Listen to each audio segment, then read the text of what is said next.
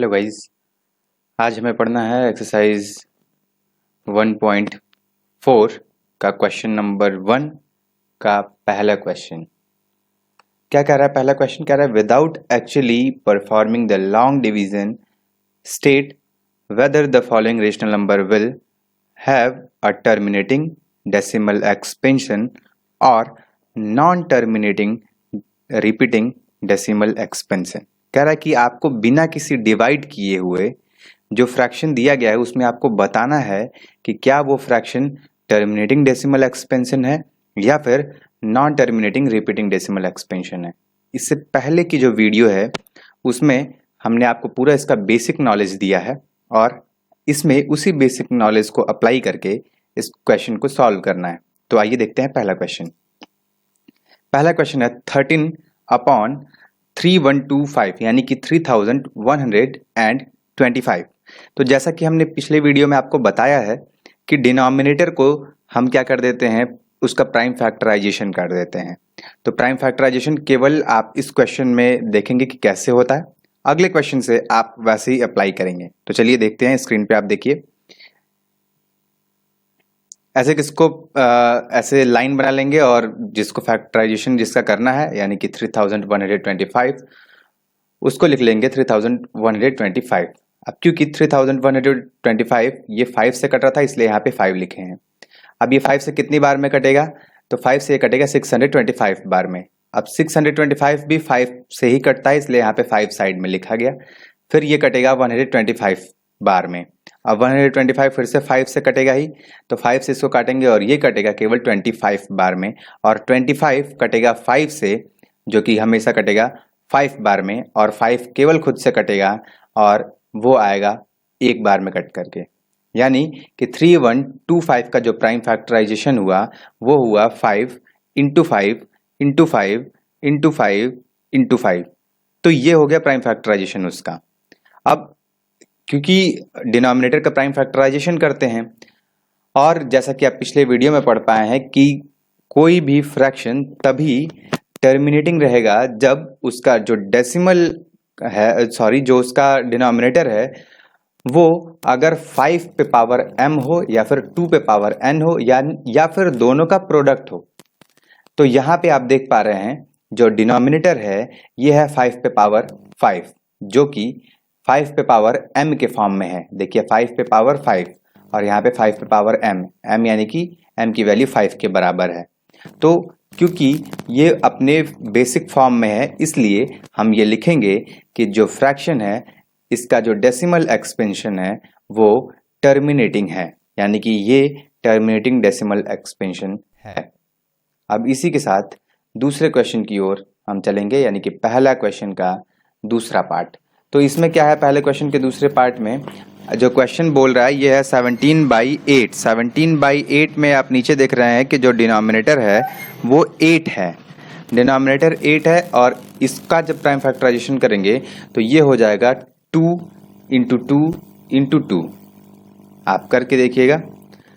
तो यहाँ पे 8 को 2 पे पावर 3 लिखा जा सकता है, जो कि अपने बेसिक फॉर्म 2 पे पावर n में है, और इसलिए ये जो रहेगा इसका भी ये भी जो फ्रैक्शन है इसका डेसिमल एक्सपेंशन जो होगा वो टर्मिनेटिंग होगा।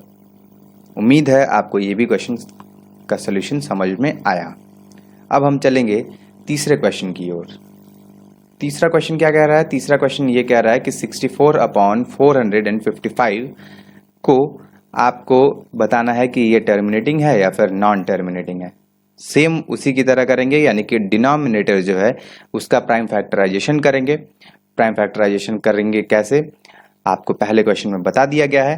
प्राइम फैक्टराइजेशन के बाद से, क्योंकि यहाँ पे जो डिनोमिनेटर है वो 455 है, प्राइम फैक्टराइजेशन के बाद आप पाएंगे कि वो होगा 4 इंटू 7 इंटू 13। यहाँ पे कोई भी बेसिक फॉर्म नहीं मिल रहा है, इसलिए न ये तो 2 पे पावर n के फॉर्म में है, न ही 5 पे पावर m के फॉर्म में है।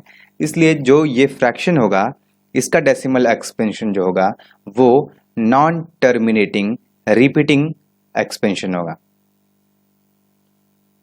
अब इसी के साथ हम क्वेश्चन नंबर 4 की ओर आगे बढ़ेंगे। क्वेश्चन नंबर 4 भी वही है क्योंकि पहले का ही पार्ट 4 है। क्वेश्चन क्या है, कह रहा है कि 15/1600 को आप चेक कीजिए कि ये टर्मिनेटिंग है या फिर नॉन टर्मिनेटिंग रिपीटिंग है बिना डिवाइड किए हुए। तो कैसे, फिर से सेम वही प्रोसेस। यहाँ पे जो डिनोमिनेटर है वो है 1600, यानी कि यहाँ पे डिनोमिनेटर जो 1600 है उसी का प्राइम फैक्टराइजेशन करना है।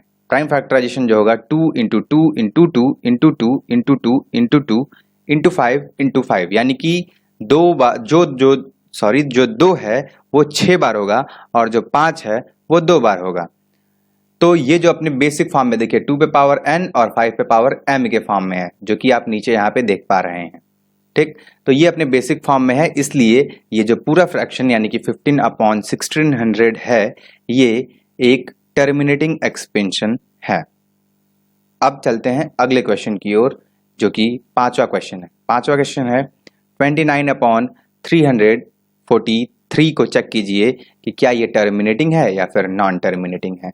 तो यहाँ पे जो डेसिमल है वो है 343, यानी कि 343 को आपको क्या करना है, प्राइम फैक्टराइजेशन उसका करना है, जो कि आएगा 7 इंटू 7 इंटू 7।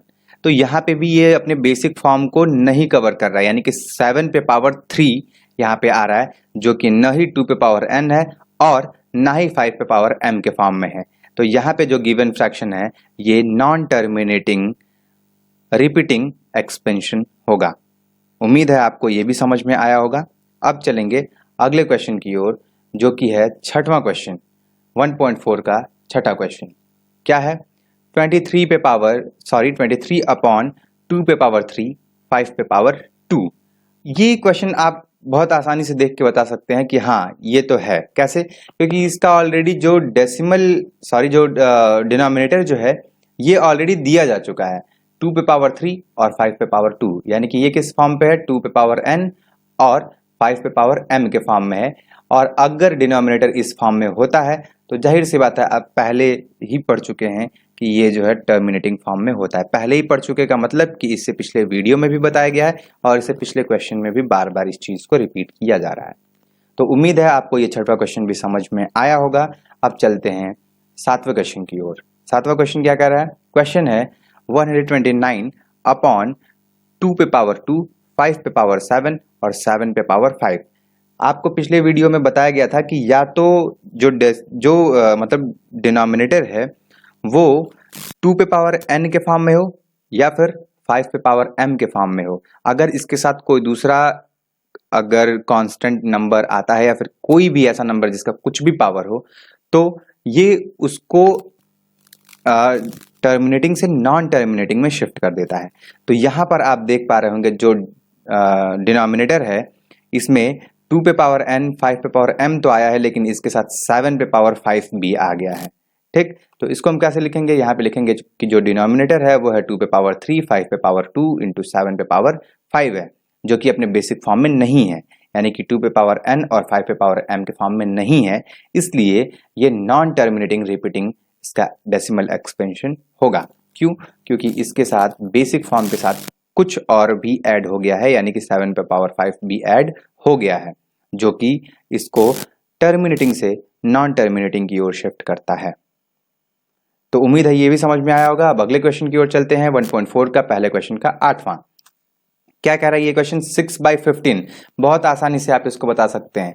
यहाँ पे जो डिनोमिनेटर है वो है 15 और इसका प्राइम फैक्टराइजेशन करने पे 3 पे पावर 5 मिलता है, जो कि साफ जाहिर बात है कि इसका जो डिनोमिनेटर है वो अपने बेसिक फॉर्म में नहीं है, इसलिए ये नॉन टर्मिनेटिंग रिपीटिंग इसका डेसिमल एक्सपेंशन होगा।